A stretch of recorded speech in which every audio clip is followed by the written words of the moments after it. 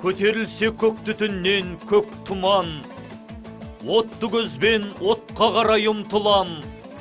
Көк бөрідей суық тартып жүзімнен, қасқаямда қарсы шығам, тік тұрам.